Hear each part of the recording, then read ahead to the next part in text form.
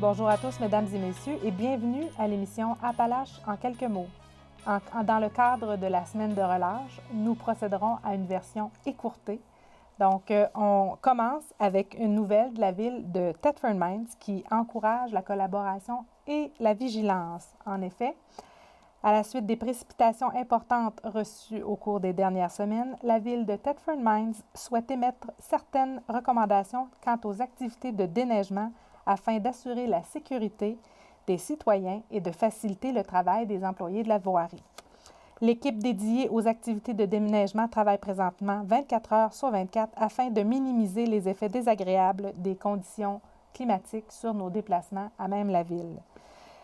On demande donc la collaboration de tous afin de faciliter les travaux de déneigement en ne déposant pas la neige dans la rue, en évitant le stationnement en bordure des rues, en déposant les bacs roulants à l'intérieur des limites des terrains et en adaptant la conduite automobile, bien entendu, principalement aux intersections. Les personnes qui souhaitent signaler une situation problématique peuvent le faire en composant le 418-335-2981. Au niveau du déneigement des domiciles, les quantités de neige accumulées sur et autour des maisons demandent une grande vigilance de la part des citoyens. Il est recommandé d'effectuer d'ailleurs le déneigement des toitures, des sorties de secours, des balcons, remises, garages, etc.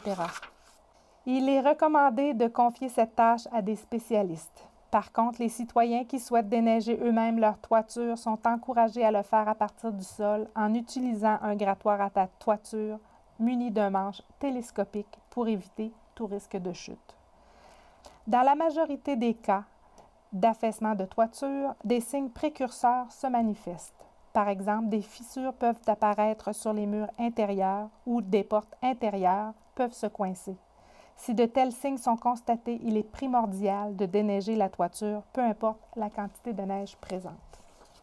Les cabotins présentent une comédie cruelle. En effet, quand la réunion de famille ressemble plutôt à un plongeon forcé dans le réservoir des pieuvres de l'aquarium. C'est une image qui veut dire beaucoup et qui correspond totalement à l'atmosphère qui attend les spectateurs avec cette dernière production de la 51e saison de la troupe de théâtre Les Cabotins et qui sera présentée à compter du mois de mars. Un été à Osage County, c'est un texte décapant de Tracy Letts, traduit par Frédéric Blanchette, qui nous convie à une réunion familiale dans la demeure des Weston, dans les immenses plaines de l'Oklahoma, là où la chaleur estivale est telle qu'elle peut aviver les tensions. La crise causée par la mystérieuse disparition du patriarche Serre Violette, sa femme, souffrant d'un cancer de la bouche et complètement caractériel, a poussé les membres de sa famille à avancer dans le champ miné des confrontations grâce à des remarques incisives et virulentes dont elles se régalent pour le plus grand plaisir du public. Une famille où règne la manie quasi obsessionnelle de s'attaquer mutuellement.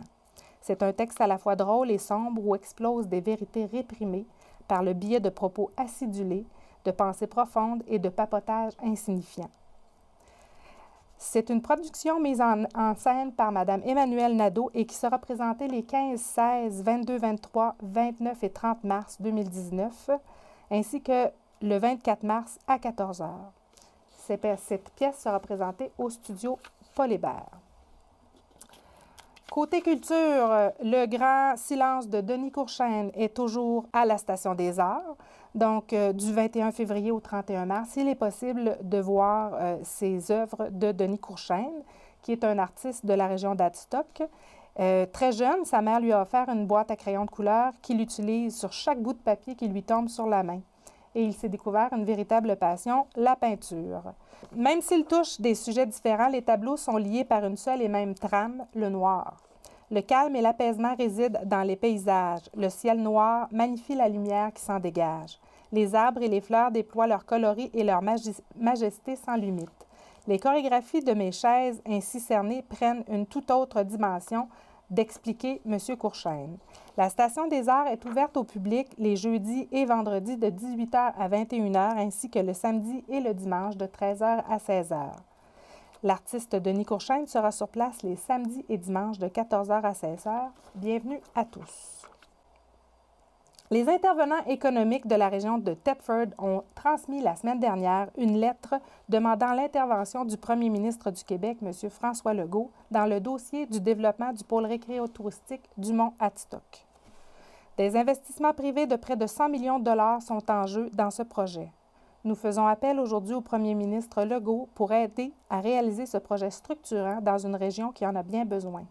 Depuis près de 3 ans maintenant, nous multiplions les démarches et les représentations auprès de divers intervenants gouvernementaux et politiques pour mener à terme ce projet écotouristique majeur dans la MRC des Appalaches. Et le temps presse d'affirmer M. Pascal Binet, maire de la municipalité d'Atitok. Nous sommes prêts à faire notre part, mais sans aide gouvernementale, c'est impossible. 2 problématiques se présentent à nous. Nous devons impérativement procéder à un prolongement de la voie de circulation appartenant au ministère des Transports du Québec pour avoir accès au projet et nous devons également procéder à la reconstruction du chalet d'accueil qui date de plus de 50 ans. Ce chalet est devenu complètement désuet et nécessite une actualisation pour offrir l'accueil nécessaire et pour rassurer les promoteurs face à leur projet d'investissement majeur. Nous avons besoin d'un coup de main financier des gouvernements pour officiellement confirmer ces investissements et débuter les travaux de construction, d'ajouter M. Binet. En 2016, Tourisme Région de Thetford a mandaté la firme Zins Beauchesne et Associés pour produire un plan directeur de développement et un plan de mise en marché pour la station récréotouristique du Mont Atitok. Le Mont Atitok, il faut le dire, est reconnu à juste titre comme un attrait régional par la MRC des Appalaches. Ainsi, la coopérative de solidarité du Mont Atitok est soutenue financièrement par la municipalité d'Atitok, la MRC des Appalaches et la ville de Thetford Mines. En parallèle, durant cette même période, des promoteurs privés confirment leur volonté d'établir au pied de la montagne un projet immobilier touristique et éco-responsable comprenant 230 mini-chalets, 158 chalets, 63 condos locatifs et 96 emplacements de VR. C'est un dossier à suivre. Cette semaine, à la TVCRA, dans le cadre de l'émission Le Touche-à-tout, Pierre Sévigny reçoit André Grégoire, designer, qui nous parle de son atelier porte ouverte qui aura lieu ce vendredi 8 mars en l'honneur du Jour de la femme. De même, M. Jean-Claude Bolduc de la sécurité incendie de Thetford nous parle justement des précautions à prendre pour éviter les incendies de domicile. M. Jean-Philippe Turmel, dans le cadre de l'émission Objectif 2019, fait le tour des 19 municipalités de la MRC des Appalaches. Il reçoit cette semaine M. Luc Berthold, député de Mégantic-l'Érable. Dans le cadre de l'émission Lecture et compagnie, nous recevons Mme Micheline Quirion qui nous parle de ses coups de cœur littéraires. Enfin, dans le cadre de l'émission Zoom Appalaches, un zoom sur l'agriculture avec M. Sylvain Bourque, producteur bovin. À ne pas manquer non plus la diffusion des avis de décès tous les jours, du lundi au vendredi à compter de 15h45 et bien entendu, le bingo salon tous les lundis à 18h. Finalement, en rafale, petite nouvelle, le 5 mars, café-conférence au Centre Femmes La Rose des Vents. L'activité est gratuite. Le mercredi 6 mars, souper-conférence en compagnie de Mme Ingrid Falaise. Ce souper a lieu à la salle du Club de l'Âge d'Or Saint-Alphonse et pour avoir plus d'informations, vous êtes prié de communiquer avec le Centre Femmes Rose des Vents au 418-338-5453. Dimanche le 10 mars, un brunch bénéfice au profit du groupe d'entraide Cancer et Vie aura lieu au Centre Émilienne Gourde de la 9e rue Nord à Thetford. Pour plus d'informations, vous communiquez avec le groupe d'entraide Cancer et Vie au 418-335-5355. Finalement, un souper spaghetti le 20 mars prochain au profit de la Croisée.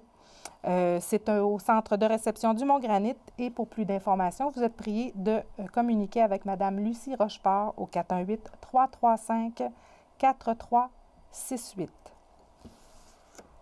Un petit dernier, un brunch bénéfice le 31 mars prochain au Club Le Marquis à Black Lake et c'est au profit du regroupement des personnes handicapées physiques de la région de Thetford. Pour plus d'informations, vous communiquez avec M. Antoine Garneau au 418-335-7611. Là-dessus, On se laisse avec l'agenda communautaire et M. Martin Cloutier. À l'agenda communautaire cette semaine, quelques nouvelles encore du mouvement communautaire de la région. D'abord, comme vous le savez sans doute, là, on est en pleine saison des impôts, donc le programme des bénévoles en matière d'impôts, service d'aide en impôts, est actif au Centre communautaire Marie-Agnès Desrosiers les lundis et les mardis. Vous pouvez venir faire gratuitement vos impôts par des bénévoles là, qui font ça juste pour vous et c'est gratuit. C'est de 9h à 15h les lundis et les mardis et puis il s'agit de vous rendre ici. Et si vous voulez bénéficier d'un autre point de service dans la MRC, parce qu'on en a plusieurs, n'hésitez pas à nous appeler au 418-755-0574. On va vous donner toute l'information. Et si les bénévoles ne sont pas là, on va vous rappeler pour vous dire les coordonnées et puis les heures d'ouverture des autres points de service, ainsi que les papiers dont vous pourriez avoir besoin. Sinon, d'autres nouvelles, il y a, pardon, j'ai une petite grippe, il y a l'organisme Partage au masculin qui fait chaque mois des cafés de discussion. Donc, pour le mois de mars, ça va être mercredi le 6 mars à 19h au bureau de l'organisme, c'est-à-dire au 264 rue Notre-Dame-Est. Le sujet de leur café de discussion, ça va être « Disposition à prendre pour accepter les erreurs de son passé ». Donc, c'est des cafés de discussion pour les hommes. Et c'est ça, c'est gratuit aussi. Il y a aussi l'organisme Mesures alternatives Frontenac avec son équipe Pivot qui organise, eux, une activité de financement. C'est un bingo Tupperware. Ça va avoir lieu le 12 mars à 18h30 au pub La Gargouille, donc au 611 avenue Notre-Dame à East Broughton. Pour un adulte, c'est 20 $. Pour un enfant de 12 ans et moins, c'est 10 $. Et il y a plusieurs prix à gagner. Donc, c'est une belle façon ludique de soutenir un organisme de la région. Donc, aussi, cette semaine, il y a 3 nouvelles offres d'emploi. Il y a le Centre de stimulation à l'Intercom qui cherche un directeur ou une directrice pour les services de l'organisme. Vous pouvez joindre la présidente Sophie Lessard à l'adresse courriel qui va apparaître en bas de votre écran, donc centreintercom@outlook.com. Il y a aussi le Carrefour Jeunesse Emploi de Frontenac qui cherche un agent de migration, une personne qui pourrait agir à titre d'agent de migration. Vous pouvez envoyer votre curriculum vitae à Guylaine Beaunoyer à l'adresse courriel dg@cjefrontenac.com. Et enfin, l'adresse info@cdcappalaches.org, c'est pour un autre poste qui est ouvert. C'est celui de coordonnateur à la Banque alimentaire Lavigne, coordonnateur ou coordonnatrice. Donc, si vous êtes intéressé par cette fonction-là, n'hésitez pas à nous acheminer votre curriculum vitae aussi. Alors voilà qui termine le bulletin d'information pour cette semaine, un bulletin écourté cette semaine. Alors, au plaisir!